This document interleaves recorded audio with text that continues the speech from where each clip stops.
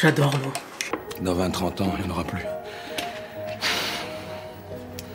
Bonjour à tous, j'espère que vous allez bien. On se retrouve aujourd'hui pour une nouvelle vidéo. Ça fait très longtemps que j'ai pas filmé en face cam comme ça. Bon bah écoutez, vaut mieux tard que jamais, j'ai envie de vous dire. Alors le concept aujourd'hui, c'est qu'on va essayer une ancienne routine que j'avais réalisée il y a 5 ans sur ma chaîne YouTube pour effectivement masquer toutes ces imperfections. Alors je vais pas vous cacher qu'avec le confinement, le stress, le masque, alors ma peau a vraiment pris cher, donc là on est vraiment sur une peau totalement torturée, on va dire. Alors on a des inflammations, on a la peau sèche, on a donc des squames, etc. Enfin bref, c'est la catastrophe. Après je crois, hein, je suis pas sûre, mais on est pas mal quand même à morfler avec le port du masque, avec le stress, la période qui est incertaine, etc. Donc du coup je me suis dit que j'allais bien tester cette ancienne routine. À vrai dire en fait, je vais vous avouer que je me maquille quasiment plus. Si ce n'est voilà de temps en temps, parce que bon de toute façon on porte le masque. Alors non, je ne m'assume pas comme ça, hein, voilà, ça m'embête, je suis pas ravie, c'est chiant, c'est pas esthétique. Mais écoutez, on fait avec, on n'a pas le choix. Donc quand je sors, alors soit je mets la couvrance d'Aven.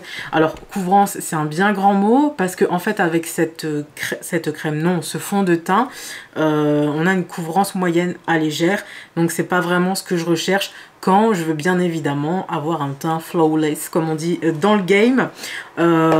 Du coup voilà. Alors donc l'objectif aujourd'hui, c'est d'utiliser mon ancienne routine. Je n'ai pas tous les produits que j'avais dans mon ancienne vidéo. Par contre, j'ai quand même 3 produits principaux que j'avais utilisés et qu'on va donc utiliser aujourd'hui. Alors, on avait donc les sticks correcteurs de la gamme Couvrance de chez Aven. Donc on a la teinte corail et la teinte verte. Donc la teinte verte qui va neutraliser tout ce qui est rouge en fait, tout ce qui est rougeâtre si vous voulez. Alors ce sera plus pour les quelques inflammations, et la teinte orangée c'est plutôt pour les taches pigmentaires qui tirent vers le marron. Ensuite, bien sûr, en termes de fond de teint, on va porter le Dermablend de chez Vichy. Alors ce fond de teint, c'est un fond de teint donc, que je porte depuis maintenant très longtemps. Parce que en fait j'ai ce genre de problème cutané par poussée. Alors il y a des périodes où j'ai quasiment rien, et puis d'autres, paf, boum, on se retrouve complètement défiguré, c'est génial. Alors du coup, on va faire avec ce qu'on a. Donc c'est parti. Alors on va commencer par préparer la peau. J'ai pas vraiment en ce moment de routine particulière. Alors dites-moi si je parle trop vite, parce que bon, j'ai tendance à vouloir aller un peu vite, hein, faut se calmer. Alors j'ai pas vraiment de routine particulière. Alors j'ai même pas, pour vous dire, j'ai même pas sorti ma crème contour des yeux. C'est ce que je vais faire maintenant. Donc là, la crème que j'utilise moi habituellement en ce moment, c'est la crème Sanoflore, qui est une crème bio, certifiée bio, donc qui est une crème contour des yeux lissante. Après, je la trouve pas ouf, elle est bien, ça va. C'est pas mal. Après, ouais, pour tous les jours, ça va. C'est pas... C'est convenable, on va dire. Après, je pense que, bon, à passer 35 ans, on a peut-être besoin d'un peu plus d'actifs hein, au niveau du contour de l'œil. Après, je vous dis, hein, j'ai pas une routine de ouf. Je vais peut-être me pencher à me trouver une routine qui me conviendrait plus avec ces problèmes de peau, parce que franchement, c'est embêtant. Ensuite, je vais mettre le gel escargot de chez Action, tout simplement. Vous connaissez tous ce gel, hein. C'est un petit gel bien sympathique qui stimule la réparation cutanée. Donc on va le mettre en sous-couche, n'est-ce pas? J'aime beaucoup. Franchement, j'aime beaucoup la texture. Alors au niveau de la sensorialité, on est bien, hein. C'est une belle expérience, je dirais. La nana, elle part dans un de ses délires. Voilà, donc maintenant qu'on a appliqué donc ce petit gel, on va hydrater la peau avec alors une crème que je viens tout juste d'acheter, donc j'ai pas vraiment de recul hein, sur le produit. C'est la crème peau nette de la marque Cardoon Cosmétiques. Alors je l'ai commandée il y a pas longtemps, il y avait les soldes, donc la crème elle coûtait à peu près 17 €. Je vous mettrai de toute façon les liens en barre d'infos. Il y a aussi un sérum anti-tache que je vais tester, parce que bon, qui ne tente rien n'a rien, j'ai envie de vous dire. Alors parenthèse quand même, parce que je sais que je vais avoir plein de commentaires. Oui, mais le dermato, machin, le médecin, truc. Écoutez, je vois de mon côté ce que je peux faire niveau médical. Là, on parle tout juste d'une routine teint, donc on n'a pas besoin de rentrer dans les détails. Hein. Après, rien n'empêche d'adapter sa routine soin à ces différentes pathologies. Voilà. Donc voilà, c'est une crème peau nette. Alors apparemment, c'est plutôt pour les peaux mixtes à grasse. Donc voilà. C'est une crème que je vais appliquer bien gentiment. Alors apparemment ce sont des produits avec une composition, je crois, qui comporte 95% de produits d'origine naturelle. Donc c'est déjà plutôt pas mal.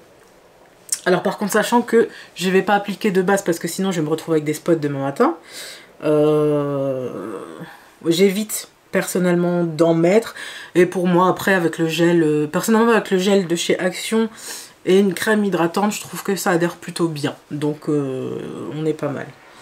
Bon, après les soins, on va donc passer à la correction des imperfections. Alors là par contre je vais utiliser d'abord le correcteur vert parce que je n'ai pas beaucoup de rougeur. Comme vous voyez, j'ai beaucoup plus de taches pigmentaires marron. Alors oui, effectivement, là on voit quelques rougeurs. Franchement, j'ai porté le masque cette semaine, c'était une horreur. Hein. Tous les soirs, j'avais de nouvelles imperfections. Tous les soirs. Allez, c'est parti. Alors moi, vu que j'utilise mes produits, vu que je suis la seule à utiliser les produits, je me permets de les appliquer directement sur le visage. Hop. Voilà. Vraiment, là, je me focalise sur les rougeurs. Alors maintenant, on en a pas mal vu que j'ai porté le masque cette semaine. Alors d'habitude, j'essaye d'éviter. Alors, je sais pas vous, mais je veux dire, maintenant, j'essaye de faire mes courses en drive. Enfin, voilà. Pour vraiment pas porter le masque trop longtemps. Parce que vraiment, chez moi, c'est catégorique. Hein. Je le porte une journée. Le soir, j'ai déjà des imperfections. Alors, voilà. Bon. Allez, on va travailler donc la matière avec ce petit pinceau. Alors vraiment pour que ça fasse pas trop d'aplat de matière, pour que ce soit pas trop épais en fait. Bon alors je suis désolée si vous entendez peut-être des bruits de voiture, alors j'en sais rien. Mais du coup l'appareil il est à côté de la fenêtre. J'ai quand même ouvert pour aérer. Parce qu'il fait quand même un peu lourd, même s'il fait gris. Donc je suis désolée si vous entendez des bruits d'auto. Enfin voilà. Alors voilà, je suis en train d'appliquer quand même la matière. Et d'essayer de fondre surtout sur les bords pour estomper en fait. Allez, c'est parti. Ici.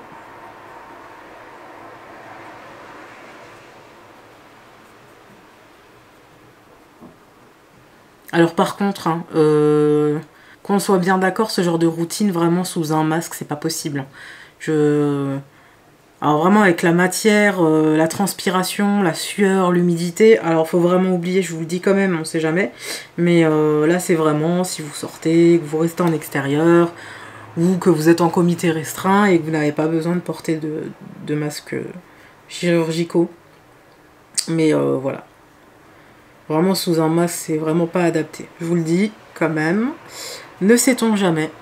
Après avoir neutralisé bien sûr les rougeurs, on va s'attaquer aux taches brunes. Et Dieu seul sait qu'on a du boulot. Alors, on en a une ici. Là. Alors pour certaines parties, je vais pas spécialement en appliquer beaucoup. Alors on va voir ce que le fond de teint a dans le ventre aussi, hein, donc on va pas vraiment tout. Alors vraiment au niveau du menton c'est une catastrophe. Un tout petit peu sur le nez. Parce que j'ai quelques traces actuellement. Voilà. Et ici aussi on est sur une cicatrice plus une trace. Voilà. Ça c'est bon.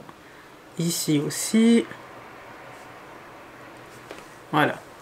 Bon, là je pense qu'on s'est quand même plutôt bien étalé. Alors, je vais nettoyer le pinceau que j'ai utilisé tout à l'heure. Ça c'est mon petit...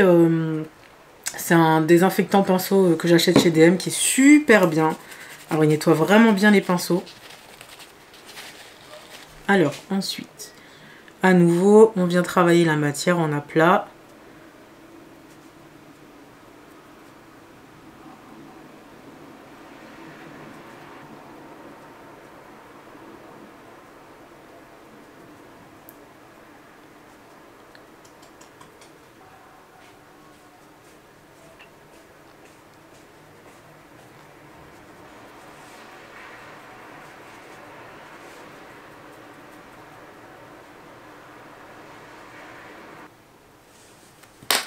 Voilà, on a terminé donc le travail pour les taches pigmentaires marron. Alors du coup, je vais prendre le Vichy Dermablend. Donc par contre, attention parce qu'il y a 2 gammes. Alors, je vais voir si je l'ai encore ici. Ne quittez pas. Je me rappelle plus du nom de la gamme. Je crois que c'était le 3D. Il y avait un truc avec un 3D, enfin un truc dans le genre. Bref. Pour moi, c'est celui-ci que je préfère. Pourquoi? Parce qu'il est moins épais, moins difficile à travailler. Alors l'autre référence, je vous mettrai peut-être une note ici ou une image ou quoi. Pour vous montrer en fait l'autre référence. Et je la trouve super épaisse, pas facile à travailler. Il faut oublier le blender avec. Donc du coup voilà, moi je prends le Dermablend tout court. Alors pour l'instant je prends la teinte numéro 35 qui est la Sand, donc sable. Et voilà, donc c'est vraiment ce produit là que j'utilise. Alors, je vais utiliser pour ma part un Beauty Blender humide. Alors pour moi par contre, le côté négatif de ce fond de teint, c'est vraiment qu'il a l'odeur de la peinture acrylique quoi. Genre c'est même pas, ils ont même pas essayé de feinter genre un petit parfum ou un truc comme ça. Non, cache direct, ils se sont dit bon écoutez, foutu pour foutu, on fout l'odeur de la peinture acrylique. De toute façon c'est pareil. D'où l'expression pot de peinture, n'est-ce pas? Donc là vous voyez vraiment qu'on part sur quelque chose de très très couvrant. Alors après par contre effectivement il faut éviter de transpirer, mettre un masque etc si vous voulez que ça tienne, ou éventuellement mettre une base. Moi c'est ce que je ne l'ai pas fait aujourd'hui parce que déjà les bases sont très siliconées donc j'ai pas envie d'en ajouter une couche, n'est-ce pas, au niveau de mes imperfections, donc voilà. Alors vraiment moi j'apprécie personnellement l'application au blender avec ce produit là. Il y en a qui vont préférer le pinceau, après chacun, j'ai envie de vous dire, chacun pardon, fait comme il le souhaite. Après c'est des questions de préférence quoi. Voilà. Après sur le nez, j'essaye un petit peu, vous voyez je prends mon blender sans trop de matière et j'essaye un peu d'adoucir les choses quoi. Donc là maintenant, une fois qu'on a le teint tout fait, on va laisser sécher un petit peu. On a un rendu plus ou moins poudré, hein. C'est pas vraiment quelque chose de très liquide, hein. On est vraiment sur un rendu quand même, un fini plus ou moins mat. C'est pas ce qu'ils promettent en plus, donc je trouve que c'est plutôt pas mal. Voilà. Alors, pour les cernes, donc j'utilise actuellement les... comment ils s'appellent ceux-là là, les liquides camouflage de chez Catrice. Voilà, j'ai pris une teinte un peu trop claire et donc une teinte un peu trop foncée. Donc du coup, je vais mixer les deux. En fait, je mets la teinte la plus foncée à ce niveau. Donc voilà, donc on va neutraliser, je disais, avec la teinte la plus foncée vu qu'elle tire plutôt vers les orangés.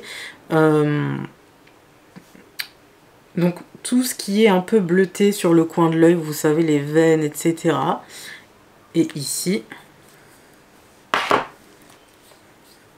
on va un petit peu éclaircir le dessous de l'œil. Donc on va mixer ces deux teintes, j'en mets pas beaucoup, pour avoir un rendu plus ou moins naturel, pour pas que ça file trop dans les plis. Après, j'aime beaucoup le Shape Tape de Tarte. Par contre, j'en ai plus. Voilà. Et j'avais pas envie de dépenser trop de sous pour un anti-cerne. Donc ça reviendra. Mais là, pour l'instant, vu que j'ai encore ceux-là à terminer, on va pas s'encombrer avec ça. Alors, et en plus, je me maquille plus, comme je vous l'ai dit en début de vidéo, je me maquille plus énormément. Donc voilà. Alors du coup, je vais l'appliquer avec ce pinceau. Alors celui-ci, c'est un pinceau Sergio Alvarez que j'ai depuis très très longtemps. Vous voyez? Et qui était très efficace toutefois. Donc j'aime beaucoup.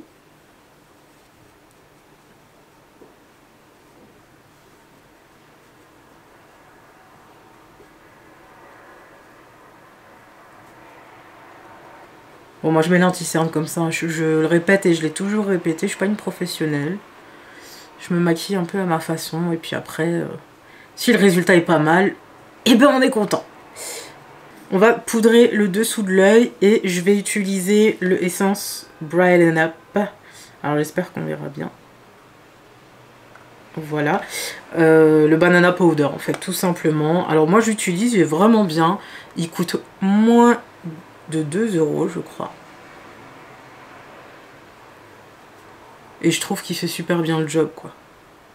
Voilà, on part du coup sur quelque chose de plutôt pas mal. Moi j'aime bien, vraiment, je suis quand même satisfaite quand je fais cette routine, j'aime beaucoup. Du coup, ce qu'on va faire là, c'est qu'on va juste mettre un peu de... En fait, j'aurais aimé peut-être continuer donc la full face en fait, mais j'ai bien envie de faire un make-up complet et de vous le faire dans une autre vidéo.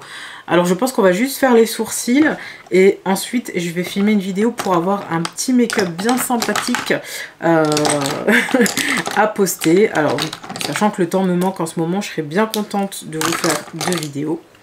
Alors, à savoir que pour les sourcils, je ne fais absolument pas grand chose. Je mets juste un petit crayon. Alors celui-ci c'est le Catrice, le Eyebrow Stylist. Alors moi je refonce juste mes sourcils. Vu que le fond de teint il dépasse quand même, hein, on voit quand même que c'est un peu recouvert par le fond de teint. Ensuite je rebrosse à nouveau les poils. Alors je fais pas de sourcils vraiment travaillés, hein. Je peaufine juste en fait ce qui existe déjà.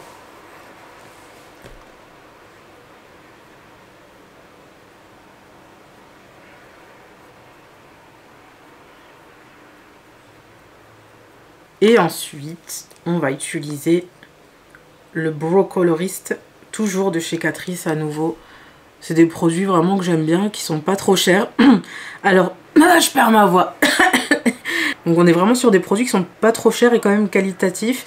Alors par contre effectivement il y a des fois où j'ai besoin de beaucoup plus de qualité, donc je vais tabler par exemple sur des produits Make Up Forever, des produits un peu plus onéreux, mais ça c'est vraiment quand j'ai des gros besoins. Après vraiment pour tous les jours je m'embête pas, hein. Je veux dire voilà, on est sur du strict minimum, donc à partir de ce moment là vraiment je vais pas trop dans l'excès. Alors du coup maintenant je pense qu'on a vraiment terminé. Alors je vais pas faire une full face, je vais vous laisser sur alors attendez,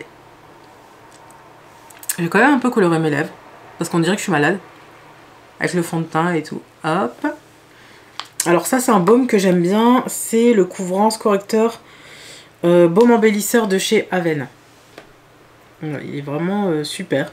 Donc pour tous les jours, j'aime beaucoup porter ce genre de produit. Voilà pour cette routine. Alors honnêtement, 5 ans après, pour ma part, c'est toujours aussi efficace. Alors après, effectivement, j'ai pas mis toute la routine en fait que j'avais utilisée au départ. Mais vraiment, pour les produits principaux, on est quand même sur de la qualité.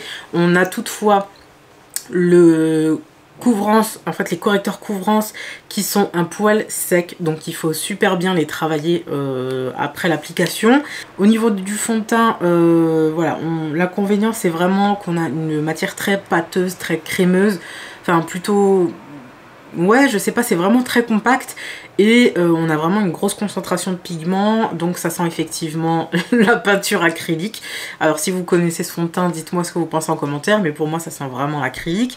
Mais en tout cas, vraiment, si vous avez, je sais pas, maintenant une soirée, un resto, une fête, une sortie importante, ou bien, je sais pas moi, un entretien ou quoi ou qu'est-ce, moi je pense que, enfin je trouve, surtout c'est que mon avis, que c'est plus ou moins efficace vraiment pour avoir un teint unifié. Après généralement quand je fais ce genre de teint, moi je mets du mascara, un peu de blush, un peu de bronzer, et puis voilà quoi, je veux dire, je fais pas vraiment le gros big make-up quoi. Donc en tout cas pour cette vidéo, c'est terminé pour aujourd'hui. Alors dites-moi ce que vous faites vous pour camoufler, pour cacher vos imperfections en commentaire. Moi je suis demandeuse hein, d'astuces, j'aime bien voir ce que vous faites aussi.